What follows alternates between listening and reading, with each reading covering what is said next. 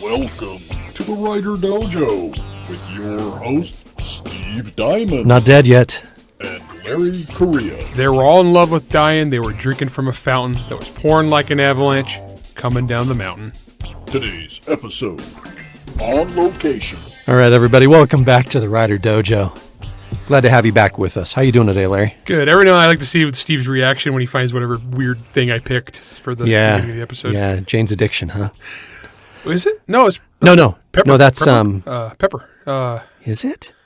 No. Oh, I don't remember now. I heard it on the radio on the way over. Or Bloodhound Gang. It's either Bloodhound Gang or I don't think it's Bloodhound Gang.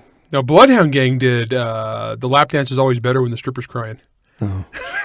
Which is still the greatest song. Yeah. Okay. All right, we diverge. Regardless, I knew the lyric. I was reciting the lyric with him. I just can't remember who actually said that one. Now I'm going to have to look it up. All right. Today, Larry, you and I were talking before we started recording about a potential topic for this episode. And I think it's pretty fresh on both our minds because, one, I just wrote a story and just did all the edits and everything for the Down These Mean Streets anthology. And the whole theme of that anthology is kind of the third part in a trilogy, in an unofficial, official, whatever, trilogy of noir anthologies coming out from Baen.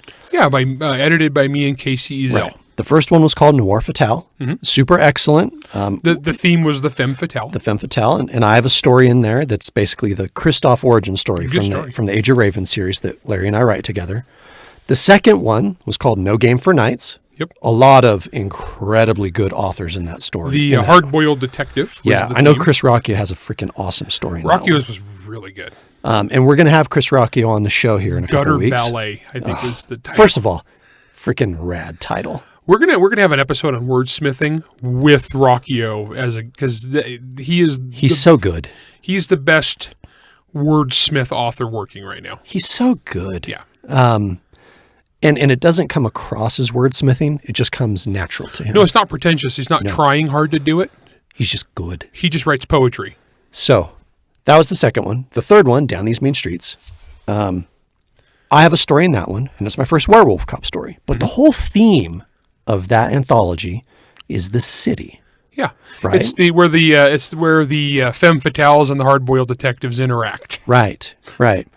And then, so what we were kind of talking about was how oftentimes in fiction, especially when you're writing contemporary fiction, or even, I guess you could say even historical fiction,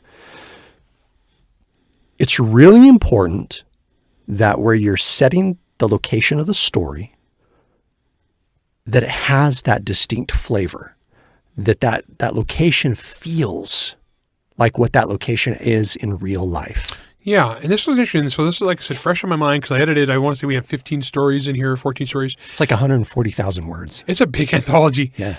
And I'd say about half of them were fictional cities where they were either science fiction. Like mine, I used my Lost Planet Homicide City. Yeah, I love. You told me the idea of that one. I'm not going to spoil it. We're not going to spoil it for everyone. Yeah, I actually wrote. But it's so cool. Yeah, I wrote it's such from a the good perspective idea of the city. It's such a good idea. Such a good idea. It was fun. And so I used 5 points, the city from Lost Planet Homicide. And we have other ones that are fictional cities. We had, or like Casey's story takes place on Mars. Rob Hampson's was space station. And so basically it's a bunch of different things. However, a bunch of them were real places. Yeah, like mine is set in Sacramento. Yeah, which actually I mentioned that in my intro because I was talking about like exotic locales, like Sacramento. I even said that. Because people, it's funny because we had another one set in Albuquerque. Oh, cool. Which is excellent. It was an excellent story. Nice. And so, but the thing is, we wanted to talk today about using these real places, and I've done this a lot because I write urban fantasy primarily with Monster Hunter, borrowing from real life places and getting them right and getting them wrong, and the dangers of using places, especially places that you have never been. And also, it's almost impossible for a writer to go all the places that we set books. There's no way. There's no freaking way. No, it's kind of a logistical impossibility and a monetary, fiscal impossibility. Well, and let's be real. Some of the places that I've written stories in, that you've written stories in, I don't want to go there. I don't want to go to Afghanistan. I really don't want to go to communist China today. Oh, yeah. No, Steve's writing a thing right now it's set in China. It's set in northern China, kind of it used to be part of Russia, okay, and it's specifically set in a town, or a city of Harbin, outside of Harbin, and in Harbin, China, it used to be Russian. There's like a Russian church there, like full on Russian architecture, and there's this whole treaty and stuff in the 1900s, and so anyway, whole point is making sure that you get these things right in terms of flavor, geography, weather. I mean, even the sights, the smells, the sounds, the people, the culture. It's really important. Now, in the context of the anthology that you just edited and the one that I wrote a story for, specifically in detective fiction, the city is almost always like a character in the story. Indeed, that is kind of a feature. That's the theme. Well, that's one of the things we were hitting, because as a noir anthology, that's a common theme, is the city as a character. And most of the stories in this really did hit the city as a character. You have to. You really have to. Yeah. Like the Albuquerque. Oh my gosh. Like, I can't wait for you guys to read this, because it's like weird fantasy Albuquerque after dark. Nice. And I've only been to Albuquerque 3 times, and it felt spot on to me, but Casey used to live there. She was stationed there. And Casey just loved it. Oh, nice. So yes, there are, because she knows it well. And actually I have my brother-in-law's assistant district attorney there. Oh, okay. I was actually going to send it to him, especially because it's got all this weird underbelly of the city stuff going on. I just want to see his reaction, because like he's probably prosecuted half the people in this. No, it's using real cities and real places. Like you actually spent a lot of time in Sacramento, though. I lived there. Yeah, you lived in Sacramento growing up in a suburb. I lived there from 1990 to 2000, almost 2004. Well, and your dad was a police chief. My dad was the police chief of a suburb of Sacramento called Rancho Cordova. I went to high school there. My wife went to college there. Like, I know Sacramento. I've been there. Yeah, I've eaten in the restaurants in the bad parts of town that you shouldn't really go to at night. Well, that's the best tacos. Well, it was legitimately it is. No, there's a thing. The best tacos are where the most murders happen. Oh yeah, for sure. I'm pretty sure why that is. This isn't like that. Those like statistical like bizarre correlations that don't actually mean anything. No, this is direct. No, and I'm not saying this is a negative. I seek those out. That's the best. I think it's because if they're still open in that neighborhood. Oh, everyone loves it. Yeah. Gosh. So it's really interesting. I know, look, in a lot of cop fiction, a lot of stuff, there's this temptation to always set the story in a city that is super widely recognized. That's why you see so much stuff in New York City. And Los Angeles. Chicago's probably Chicago, third. And maybe Miami. Miami's, if they want sunnier background, that's Miami. Yeah, if you want people in Hawaiian shirts, then you're going to go down there. Right? Yeah. You're gonna have it in Miami. Yeah, I think it depends on the vibe. But honestly, you notice though, those are like the big 4 of like. Yeah. Also not of that, but also of urban fantasy. I mean Chicago. I mean Dresden Files is in Chicago. Yeah. A lot of stuff is in L.A. A lot of stuff's in New York. Yeah, it's interesting because a lot of this stuff, well, a lot of like the Hollywood stuff tends to be L.A. or New York because guess where they film? Either that or it's in Toronto and they say it's L.A. or New York. Well, I was going to say they're almost always filming up in Vancouver. Or it's Atlanta and they say it's... Yeah. If you've been to Atlanta and you've been to Los Angeles, you know those two do not look alike at all, but, whatever. But there are so many other really interesting cities around the country and around the world that you can draw from. That's why I chose Sacramento for my werewolf cop story, and actually the sequel to Residue is set in Sacramento as well. It's called Parasite. It comes out later this year. It was coming out in September.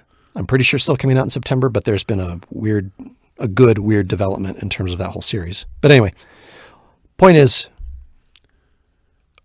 when you live in a city for a long time, you start to see how things work in that city, and you start to see what the seasons are. You start to know kind of the depressed areas. If you just visit a city once, oftentimes you're like in a hotel. Yeah. And you don't really get a flavor for you how saw it the sounds. airport? Yeah, you see the airport. And the hotel. And like an Uber to your hotel. And the conference center for whatever event it is you're going there.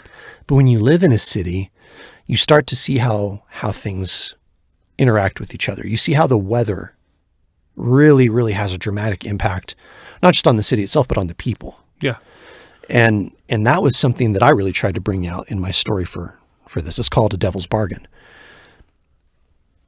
But the whole thing of this is, and I guess this is my question for you, Larry, how can we start as writers? How can we make these aspects of cities feel legitimate? And how can we personalize them? Well, I take it beyond cities too. I just think of like locations in general. Sure. Well, my thing is, okay, so there's a lot of places I've never been, but I've set stuff there. And sometimes I get it right, sometimes I get it wrong. I'm only human. But what I'm going to try to do is I'm going to try to learn everything I can about the area, especially if there's like interesting little tidbits or factoids or cool things. And also not that I'm like reading out of a tourist guide. I want to talk to people from there. And like I've talked about alpha readers before, but if I'm doing a specific location as a character, I will always try to find people who are from there to read it. And they'll tell me if I'm right or wrong. Especially if it's something that's set in a different time period. And it's easy to screw stuff up. So if you can find somebody who actually lived there during that, you get a better vibe. Now there's some things that are just universal human things, and people are the same everywhere you go at some fundamental level. And that's one of the things that it doesn't even matter the fantasy world you create, the people are still relatable. But when we're writing about real life stuff, if you get it wrong culturally, if you get it wrong vibe, you're going to hear about it. Because you got readers there, or you got readers who've been there, and it doesn't feel right. I know it's about Jim Butcher of Chicago. Jim's not from Chicago. Jim gets yelled at. I know Jim gets yelled at once in a while by people from there because he screws up geography. That's going to happen. Yeah, that's going to happen. Google Earth is honestly your friend. Google Earth is great as a writer. Fantastic. Yep. Okay, but the example I use is Monster Hunter Alpha, set in the Upper Peninsula of Michigan, which is a peculiar place. I have never been there. Never been there. And I wrote this story. I wrote this book, and it's a really good book. And in fact, some of the reviews of this book from the UP are, Larry Correia must have grew up here or spent summers here or something, because you could tell he really knows us, and he really, no, I actually don't. I've never been there. The closest I've been is Detroit, which is a million miles away. Right? Again, I've been to the airport. Yeah, I mean, I've been to Minneapolis and Detroit. I've been around those cities. I've never been to the UP, so I don't know. I've never. It's too cold there. Well, not by my standards. Not compared to where I live now. It's way worse. It's way colder. But the thing is, what did I do have? So I had research. I had the ability to read, and investigate and look up cool stuff. And then my secret weapon was two guys that were friends of mine, Mike Coopery, and Steve Loma, who I worked with in the gun business. These two dudes had both lived and grown up in the UP. And they were my guys that I used. I would be like, hey guys, read this. And they came back, I go, oh yeah, well, this would be more like this. And I had a bunch of old Finns. If you know that area, there's a lot of old Finnish people, both of those guys that I was talking about are Finnish descent. And I had an old Finn character who was kind of based upon stories these guys talked about growing up. Steve, the other Steve, his dad was the town doctor. Yeah. Small town doctor. And in Calumet, Michigan. So I had a fictional town. That way, one nice thing about using a fictional town in a real area, I can screw up the specifics of this one town, and that's okay. Yep. So even though it's based on Calumet, I've never been to Calumet, so if I don't get Calumet just right, that's okay. This is Copper Lake, entirely different town. Totally different place. Totally different place. Yeah, and I've done that too. You know, I mean, Residue is just a made-up town, up kind of, Eureka, kind of in the Eureka area of Northern California. Yeah, but if Redwoodsy. you've been up there, I growing up, I used to go to Ferndale. Yeah. Yeah. And up in that area, and you get kind of the vibe of it, and it feels right. Well, and I've grown up in small towns. Yeah, I grew up in small towns. I know how they feel, and I know what the economy looks like in small towns like that. Yeah. One of the best pieces of writing I ever did was the beginning of Hard Magic, about the old dairy farmers. Yeah. And that was actually one of the best, like, pure bits of writing that I've ever done. And why? I grew up in El Nido, California. Yep. And where was that? El Nido, California. And I come from old Portuguese dairy farmer. My grandpa was an old Portuguese dairy farmer. My dad is a Portuguese dairy farmer. And that's who I grew up with. And so, talk about the 1930s stuff. I just had to move it back in time a little bit, to like when my grandpa was a kid. So just make it dustier. Make it dustier. And, that was almost autobiographical because that's a place and a culture that I know like the back of my hand. Right. And so I can nail that vibe. So I think that's a great tool in a writer toolbox to be able to draw. Like, you grew up in Sacramento. It's a place most people haven't been, but you can nail the vibe as the city of Sacramento, and what it feels like. And then guys like me who grew up south of you, but we went there on every school trip to go to. I was going to say you went to Sutter's Mill. Sutter's Mill or Old Town Sac. Yeah, everybody who grew up where I went, that's our field trips were to Steve's home area. Yeah, pretty much. Yeah, but the vibe feels right. Yeah. You can. Well, we're up against a break here in a second, and we'll talk about this some more when we come back because there's some really interesting things that you can do. All right. Using these locations. Okay, so we'll take a quick break. We come back. Let's continue on that. Let's talk about it. We'll be right back. A young wizard's apprentice sent on a perilous mission. A band of mercenaries paid a fortune in gold to protect him. Their mission? Deliver a secret artifact to a king halfway across the world. And from the outset, they are being hunted. Herman P. Hunter presents The Wizard's Stone. Available at Amazon, Barnes & Noble, the Apple Store, and more. Buy it today. All right, everybody, welcome back. Okay, so before the break, Larry, we were talking about using real locations and stuff, and you were about to launch into a thought. You're about to launch into kind of what you can do to, like, little tips and tricks that you can take to actually make these places feel real. It's weaponized personal knowledge. Yeah. If you've got... I like that phrase, by the way. That's cool. I don't know. I just think of this is when I was editing this recent anthology. I got a story from Laurel K. Hamilton. Laurel's awesome. She's freaking rad. She did a vampire story set in the Florida Keys, which is not a normal place for a vampire story. It's a very sunshiny, nice place. Yeah. And but the thing is, though, you could tell that Laurel knows the area. She understands the culture of the area, and the way she writes her story, you can feel it. And that got me thinking about, like, so when I did Monster Hunter, I set it in Alabama, rural Alabama. Yeah. Why did I set it in Alabama? At that point in my life, I had basically lived in 3 places, and I knew 3 places well. I knew California, but it was the San Joaquin Valley of California, which is flat and empty with just cows, and then I knew Utah really well. I had gone to college at Utah State University. I lived in Utah. I worked in Utah.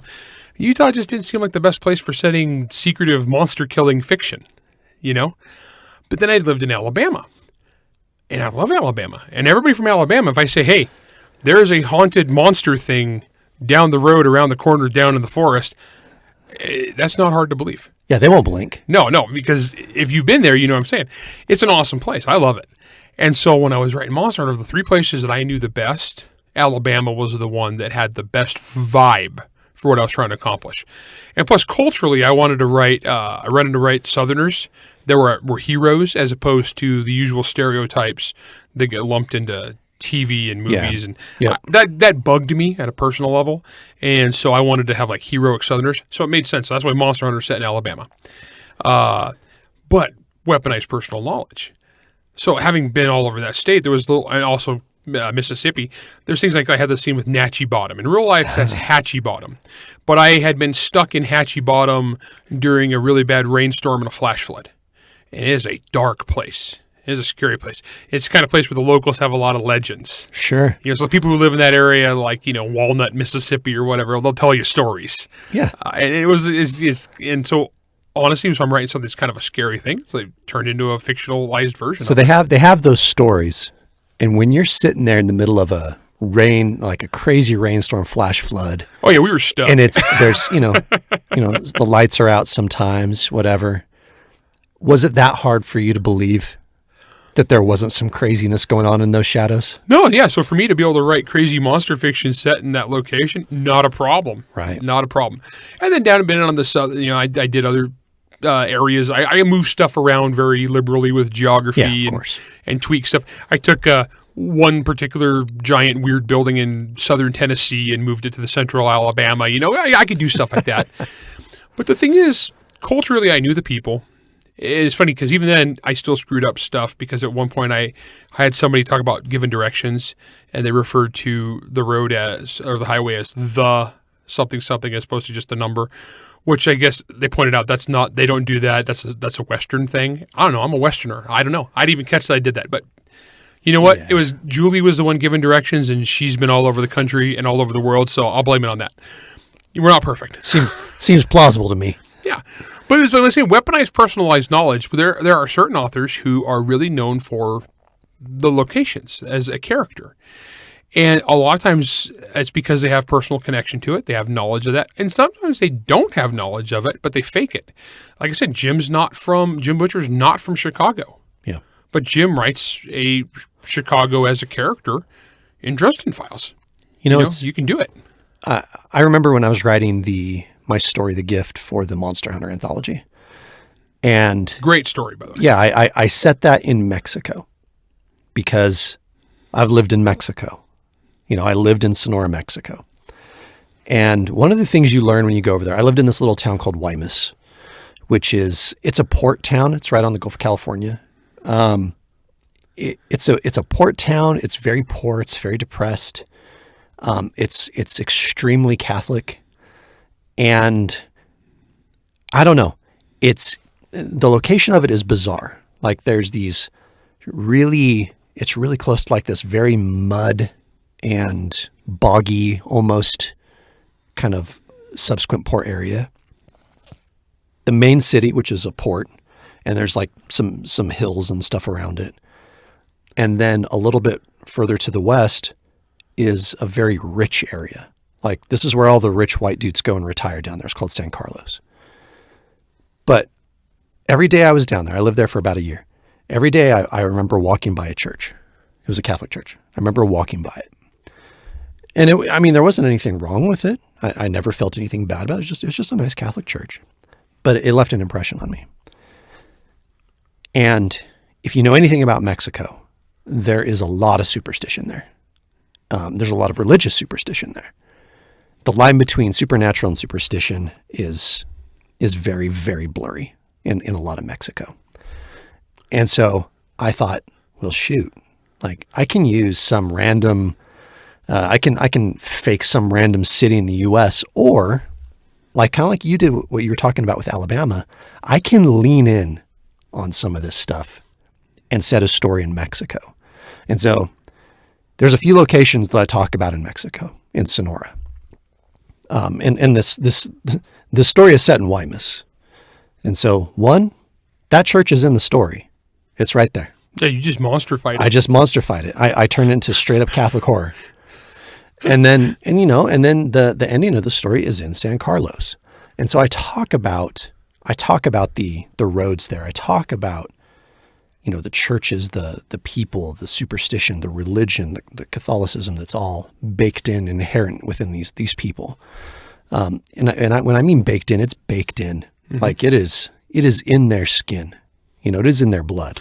I had you read my story that I did for Jonathan Mayberry, where it was set in Sonora, Mexico. Oh, that's right. Yeah. Oh man, I forgot about that. Yeah, because I had a little dusty desert town. Yeah. And I had you read that to make sure. Yeah. I got the vibe right. Yeah, it's even though everyone was dead. Well, whatever. It was a horror story. So it's like you said, weaponized personal experience. Yeah. There really is nothing quite like being able to draw on real experience, real places that you've been and lived, and being able to take them and twist them to the story purpose that you need. So it's not necessary, but it definitely helps if you can. Oh, it totally helps. But, I mean, look, I visited New Orleans. I love New Orleans. Mm-hmm. I visited there. And I'll probably set some stories there because, like I went on one of those swamp tours there. Yeah. and it left. I mean, it was like a 3-hour tour. Yeah, but you've only been there. I've only been there once. A few days. Yeah, but yet it left an impact on me, and so I'm like, yeah, I know. I think I can get something here. There's those moments where you're doing something that stick with you, and it's like either emotions or smells or sights or sounds or feel or whatever that just stick with you from different places. Even that is enough to build a scene off of. You know, even if you haven't been to a place, like I said, like me in the UP, I've never been there. You fake it till you make it, and then call upon people who do know it to kind of nail it down. And we've talked about the bad side. There is a downside to this too. You get some people who get a little too in the weeds of their location, and they start like giving you directions everywhere they drive. You know what I mean? And I took the such and such to the such and such to the such and such. No one cares. Yeah. And they kind of skim that actually because it just doesn't outside of the tiny fraction of your readership that happens to live in that neighborhood. No one's going to care. So you want to drop a street name here and there, that's fine. But you see some of these where they go in the complete travelogue. No, I'm not looking at a Rand McNally atlas. Yeah, no, that just doesn't feel right. It's like people aren't reading your book for GPS coordinates. You know what I mean? For those of you who are under the age of 35, that's a map book. Yeah, we're old. Hey, man, my first book tour was pre-GPS. Ugh. It was in Southern California, too, San Diego and L.A., driving Dave Wolverton's giant, or Dave Farland, as you guys knew him. Rest in peace, Dave, great guy. That was my first book tour, was driving his giant, I want to say it's a Lincoln town car. It was so stupidly huge. I was driving this thing through Los Angeles using paper maps to find bookstores. Oh, jeez. I tell you guys, GPS revolutionized book tour. Yeah, no kidding. Yeah, it's awesome. No, it's like on the going places, getting the vibe. If you can afford to do it, do it. But a lot of writers, that's not an option. Like a lot of people listening to this, they're aspiring authors. They can't go afford to, like they're setting a story in, Paraguay. They can't afford to fly to Paraguay for a week to really get the vibe down. That ain't going to happen. I'm writing that story in China, right? Yeah, you ain't going to China. I can't afford to go to China right now. I'm still poor. And 2, even if I could afford to go to China, probably not my destination of choice today. Some of the crap that you have said, you ain't leaving China. That's right. That's right. That's definitely right. And some of the people you've worked for, you ain't leaving China. That's a really good point, too. Yeah, there's also that. So. Yeah, I think I'll stick to first world developed non-communist countries for a while. Yeah. Well, I hope I'm not going to make any comments about Chengdu Worldcon. I look forward to that. Hilarity will ensue. I'm sure all the bots in attendance will be very enjoyable. Yes, I'm sure the Ministry of State Security will have a fine time. So anyways, okay, so if you can't afford to go places, what I would recommend to people is get as close as you can. Learn what you can. I mean, not physically. So, I mean, if you can't afford to go there, that's fine. Do your research, do your homework, and then find people who are from there and your acquaintances. And sometimes ask yourself, why am I setting something here? Right. There might not be a good reason to. And sometimes, honestly, like some of the James Bond, because James Bond will be like 8 different locations per movie. Yeah.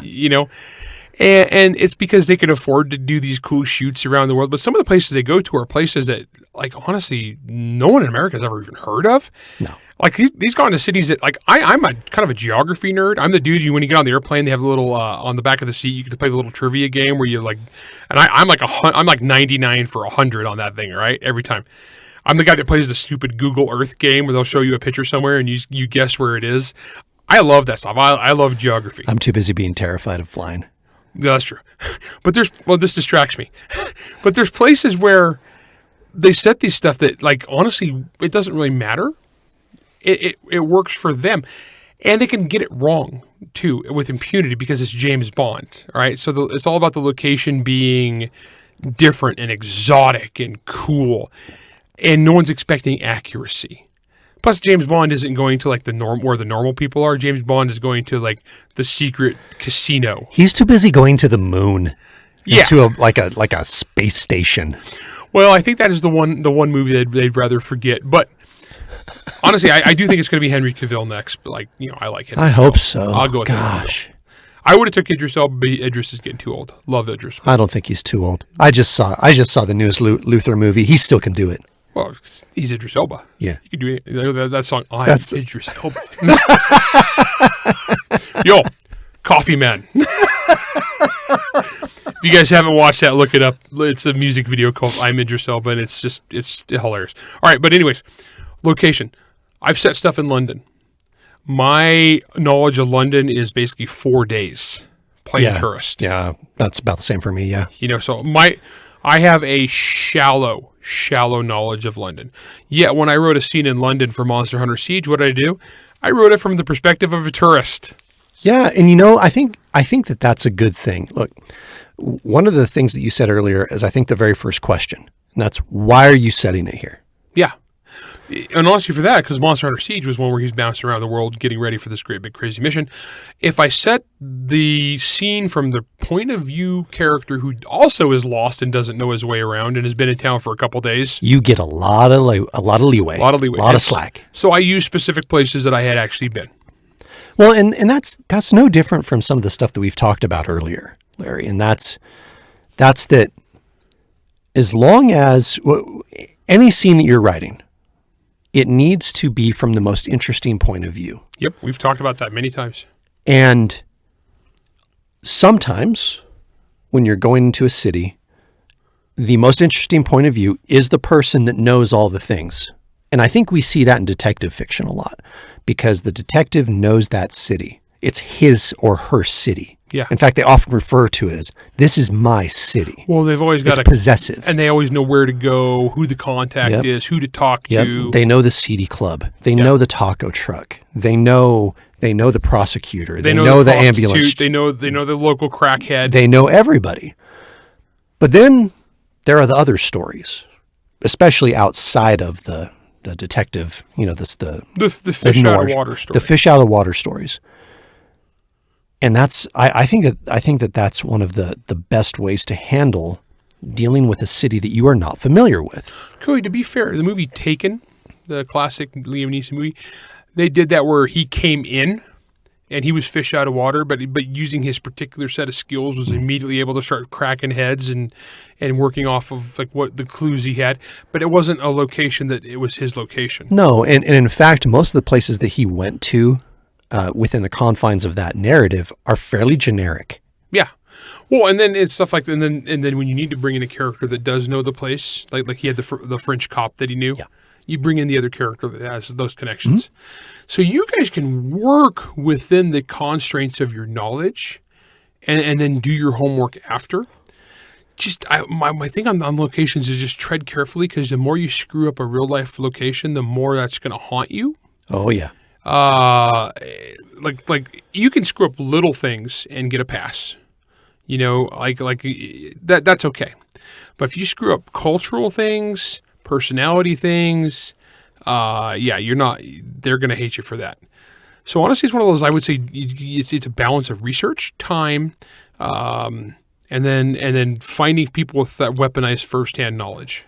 One of the other things I'd like to mention too, Larry, is, and this is to piggyback off an earlier comment that you made that's just kind of been sticking in my head. And when it came down to your travelogue, your atlas narrative, it's like, I took Highway 80 to the 215 to take 17th Street to 28th Avenue. No one cares, dude. I think a lot of times when people do that, it's because they're only thinking of this city in terms of a map. They're thinking of it in terms of something that they looked up online. That's true, and I'm talking about doing research. That is one of those things that's it's a trap you can fall into. So, but when we talk about cities, like when we talk about noir type stuff, right? Oftentimes, when you're characterizing the city, that's exactly what you're doing. You're making it a character, okay? And when we talk about characters, we're talking about, and we're writing scenes from the point of view of these characters. What are we talking about? It's not just what they see. It's what they hear. It's how they feel. What they smell, what things taste like. How do the people talk? Yeah. What do they sound like? Yeah. And if you can bring in, like, look, we have more than one sense. Everything that we do isn't just our eyeballs. We have multiple senses, and to really characterize a city and to kind of get away from the danger, so to speak, of just having it sound like an atlas run, you can, if you bring in more sights and smells and sounds and stuff, all of the different senses into it, it can lend a lot of authenticity, assuming you get it right. Yeah. And this is something that you can borrow from to use in your fictional settings too. Like I talk about, like I had my city of 5 points. And so for those of you that haven't listened to Lost Planet Homicide, the premise should is, be. It's really good. It's free on Audible. But the premise is it's a lost colony. So they weren't supposed to go to this planet. They wound up stuck here. Long story short, it's basically 5 mountain peaks. It's a mountain range, are the only inhabitable land on this entire planet. Everything else is under a sea of acid. And acid clouds. So basically from 6,000 feet on up is where all mankind lives. And so they've basically hollowed out these 5 mountain peaks, and that's where they live. And I've set up, so each of the 5 mountain peaks is basically a sub-city. It's a neighborhood, if you will. It's a sub, they're all part of the same city. And most of this is set in Zenith, which is the lowest mountain, which is actually backwards of the name. Yes, I did that on purpose. Yeah. But the way I set up Zenith is like every squalid slum bad part of town I've ever been to. Yeah. Like every wrong side of the tracks attitude. Because keep in mind, culturally, these is a colony planet, so people were drawn. Actually, the original 1 million people on the ship, or 500,000 people on the ship 100 years ago, were picked for genetic and cultural diversity. They very specific, because this is a colony world that's going to be off the land. They wanted a very broad selection. Okay, and so basically, people were lumped by their jobs, not by anything else. So it's a cultural, goofy mismatch of everything you can think of. And I pick crazily from everything and just lump them all into one place. Like the law enforcement was actually British. All the, exactly. Like the structure of everything is like, because that was the constable originally was British, and that's where that came from. But like, so I set this up. It's like basically a series of caverns and tunnels, and there are all these underground sectors on this acid planet. But it's basically, because this is the poor mountain, it goes everything from like the worst neighborhoods and trailer parks you've ever been in America to full-on Brazilian style shanty towns. Yeah. Okay. So it's that and everything in between. And so basically your upper class is like what we in America consider like poor, and the lower class is like bad. Yeah. And so, but that's how I set this one mountain up, and that's the city, and the personality is. But the cool thing about that, by being able to draw from every place and culture, is I can do whatever I want and just hammer them all together, and then ask, now what? Like, Right. how does this shake out? And so I think the cool thing about that, and I did the same thing with a novella that is supposed to be releasing at some point this year, a fantasy town, okay, and I took experiences of those alleys that I've walked through, in London, or those really kind of sketchy places in Mexico that I walked around in that I probably had no real business walking around in, and you bring those feelings, sometimes that sense of claustrophobia, or the weird smells that assault you when you're walking down those streets, the way the people stare at you or don't stare at you, and you can bring all that stuff into fiction and into the cities that you're creating. So look, if you can go to an actual city that you're going to set a story in, cool, that's awesome. Yeah, it's very helpful. If you can't, do the research.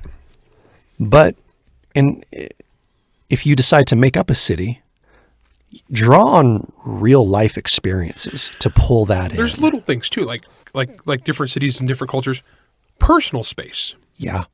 And that's one of the things that like as Westerners, we kind of take for granted. And we go to a city like, say, New York, where it has very little personal space by American standards. And as Westerners, we get really uncomfortable there. Yeah. Like you get on the subway in New York, it bugs me. Like people talk about, you go to Central Park to get away from it all. I went to Central Park, the quietest part, I saw like 20,000 people in an hour, right? And so I come from a place where it's middle of nowhere, peaceful, quiet, different culture. But then I go to Paris, and I was at the Louvre, and at the time it was a bunch of Chinese and Indian tourists.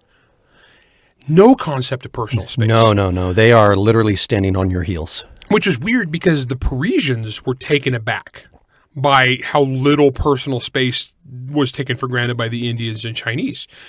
And so it's one of those things like when you're writing something, just keep in mind that is kind of like, that's a cultural thing. So when I'm writing Son of the Black Sword, and I have the cultures divided into the 12 great houses, I've put these little things like that, like some places have less personal space than others. Nice. It's just a little thing, and everybody's got their little cultural quirks. Like I had one group of, when you stand, you don't point your feet directly at somebody because that's insulting. Other places, like if you don't take your shoes off when you go into somebody's house, you're basically declaring war. Okay, so there's these little cultural things that everybody has, and we don't even notice our own because they're just so ingrained, which is what we do.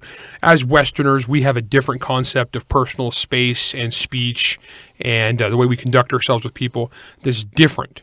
I saw somebody once talk about the difference between East Coast, West Coast, United States, where it was East Coast was they were nice but mean, but the West Coast was nice but mean, or I can't remember how it was phrased, but basically what it was is Californians will be polite and just awful, whereas New Yorkers will be rude but nice, if that makes sense. And then that bears it out. Like, so even like the part of California I'm from is not what most people think of California. Where you're from in California is not. No, it very much isn't. When most people in the United States of America think of California, think of Los Angeles. They think L.A. They think or L.A. San Francisco. And that's what has colored the perception of California culture. My part of California, you could take us and drop us in Idaho and no one would bat an eye. It's completely normal. Except we probably had more meth. We had legit. More cows, more meth. That's about it. I had more gangs. You had more gangs. And the thing is, you go to New York and people are very rude. They're very loud. But they're actually kind of cool for the most part. There are some jerky New Yorkers. Well, yeah. I mean, that was like Boston, right? Yeah. We went around and we were walking around Boston and the people are very abrupt. They're a little overly loud. And they all don't talk like Donnie Wahlberg. Everybody thinks that that's a, quote, Boston accent. No, that's one neighborhood of Boston. Whether Southeast or whatever. Yeah. That's one neighborhood of Boston talks like that. The rest of Boston talks fairly normal. Yeah. And they were all very nice. But then when I go down to Alabama, people are like, you don't have an accent. It's like you pronounce every word like you a news anchor. I mean, I got that down there. And it's like no, I'm just talking. This is how we talk where I'm from. But everybody's got these different little cultural quirks and oddities and the way they talk. It's like the old soda versus pop versus Coke. Yeah. You know what I mean? Yeah. If I order a Coke, I want literally a Coke. Yeah. We drink soda. You say soda in a lot of America, they're going to look at you funny, like, what are you talking about? That's a very West Coast thing. Yeah. And that's where you and I grew up. Yeah, well, and it's like, as much we've talked on the show about overrated Quentin Tarantino, but the scene where Inglourious Bastards, where Germans count 1, 2, 3 on their fingers starting from their thumb. Yep. Whereas the English, they go with their pointer finger is number 1, and the thumb would be number 5. Yep. Just they're fun little cultural distinctions, right? Yeah, I really like adding these little tiny things into stories and into cultures. I think about Servants of War a lot, and there's a lot of Russian in the Illyrian side of things. We steal everything we can from Slavic cultures. Yeah. And my knowledge of that is very limited. Well, that's why we have Nikki. Oh yeah, Nikki is our born in. She's actually born in Lviv, I think. No, wait. Nikki's born in the Ukraine. But she's basically our Russian expert, right? Well, yes. Because in real life, she's a Russian expert. That's her real job. And we run it by her, and I remember her comments coming back from her read through of Servants of War. None of them were crazy, but it was a lot of little tiny things that I went, that's really interesting and cool. Yeah, and so we start baking those little tiny things in. And to me, that's where it makes sense. It's the little cultural things. thing. And I actually used her for, because she is actually an expert on Russian organized crime. Right. For Krasnov when I wrote Monster Hunter Siege. And so she actually read that and gave me a whole bunch of feedback. And Krasnov. yeah, well, it's the same thing as the reason I use Michael Rothman when I wrote, talk about like when I sent Monster Hunter to Israel. Right. Because he has been there and knows it and speaks Hebrew and understands that stuff. And so anytime you guys can draw upon, I would caution one thing is when you are drawing upon somebody's personal experiences, keep in mind that they have a personal bias. That's very true. Because if you are, like, if I wanted to write about, if you wanted to write about, like, say, Provo, Utah, and you came to me and said, Larry, what's your opinion of Provo, Utah? It would be very negative. So would mine. Yeah, and Steve would be very negative. Yeah, I went to BYU. Yeah. And so the thing is, I went to Utah State. Go Aggies. I didn't mind BYU as the college or anything. But that town, I have a negative opinion of Provo itself because of the way it's set up. Yeah, so it's one of those things where if you ask somebody who chooses to live in Provo, they'd probably give you an account. Sure. Whereas everybody else in Utah who lives outside of Provo would give you an entirely different account. So keep that in mind when you are getting your local experts to talk about cultures. That just like your point of view characters, they're gonna have an inherent bias. Yep. They're either gonna love something or they're gonna hate something. There's a lot of towns in Utah I'll talk trash about just because they played football against my son's team. Yeah, that's fair. Like I'm sure Grantsville and Juab are great places. In real, but there are mortal enemies. So forget those guys. Well, plus we won like 55-3. So I mean, it was a game for about 10 seconds. To be fair, they are pretty good against a normal school. They just couldn't play us. We're just too good. Well, but again, that's a very cultural attitude based local thing. If I'm writing, once again, I go back to Alabama. If you're in the South, if you ain't talking about football, get out. Oh yeah, high school football night, the town shuts down. Oh, it's very Friday Night Lights. Oh, it is, and everybody's there. The whole town's there. Oh, Texas, shoot. There's places in Texas that way. I mean, I lived for a very short time in Alabama. I don't remember any of it. When your dad was... when my dad was MP. Yep. And so...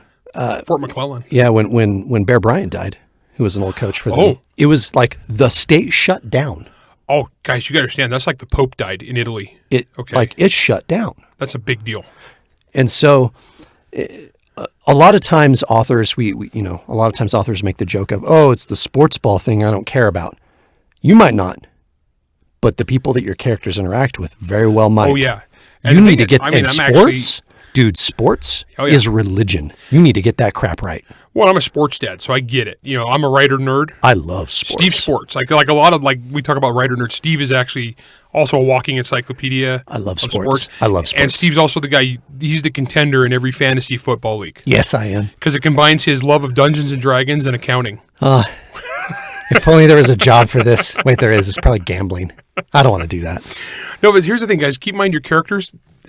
Once again, it's going to come back. So if your expert on that area is not a sports person, but it's Sports Town USA, hey, man, that's a part of the culture. And like if you're writing about that kind of thing and it's pertinent, you need to keep that in mind. There's different attitudes on everything from traffic, like how people drive, how people treat each other, courtesy, how they treat wait staff is different around America. That's one that's blown my mind going to different places in America. Well, around the world too. Well, once again, I'm a Westerner who it's very much a politeness thing. Like I'm a good tipper, and I'm a polite to wait staff. My wife worked as a hostess. I mean, my kids have been my daughters have been waitresses. I mean, I get this, right? But I go to some places in America, Provo, and I see how people treat wait staff, and I'm like, wow. So keep in mind, there's these little cultural things like that, So just be careful when you're writing this kind of, try to get to know the people from there and what they're at. And some stereotypes do exist for a reason, like there's regional stereotypes. Those exist for a reason. And others are just crap. And I know me and Steve know about this. We're recording this in Utah. Okay. Yeah. And like 90% of the stuff I see about like my culture and the rest of the media is just stupid and wrong. Yeah. And written by idiots. Yeah. And anytime, but we're used to it. Yeah. Anytime anyone writes any fiction relating to the LDS Church, Oh, frick. We always just roll our eyes. Mario Puzo. Okay, all right? guys. Godfather. The guy that wrote The Godfather wrote a book. It was about the fourth K. It was about assassinating another imaginary Kennedy brother. Yeah. All right. And he had, like, the assassin was Mormon. And it was the dumbest, dumb, stupid crap I have ever read, that literally every single fact, and the guy was from Utah, every fact he had in the book was incorrect. Like, literally every single thing was wrong. Yes. But it was about us, so it was okay. You can just write whatever you want. Right. He wrote The Godfather. He gets a pass.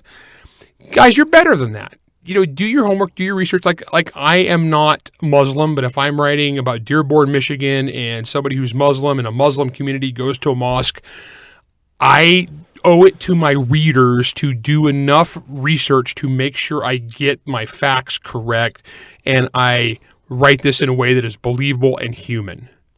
Well, and to bring this all back to the topic at hand, which is writing on location, writing cities that live and breathe, the main thing is to make them feel like they're lived in.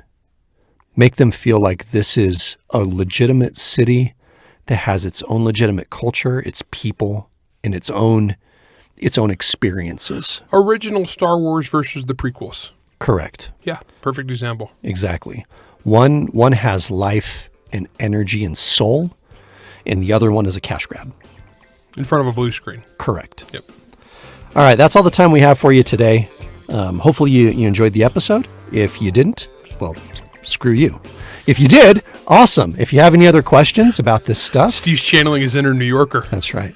I meant that in the nicest way. If you have any questions, go ahead and shoot them our way. And again, our supporters, we answer those questions first. And if you want to be a supporter, you can do so for as little as 99 cents a month, all the way up to $10 a month. Or if you want to come up with some other different deal, just email us and we'll take care of you. Again, this is the Writer Dojo. We appreciate you all. We'll see you on the next one. Writer Dojo is Steve Diamond and Larry Correia. Produced by Jack Wilder and Bear and Hare Studios. Theme song, Word Mercenaries by Craig Nivo. New episodes come out every Wednesday wherever you stream your content. If you enjoyed this podcast, you can help support us by going to anchor.fm/WriterDojo, by leaving a 5-star rating and review, and by helping to spread the word. To advertise on the Writer Dojo, email ads@writerdojo.com. All questions and comments can be emailed to questions@writerdojo.com. You just monster fight it. I monster fight it.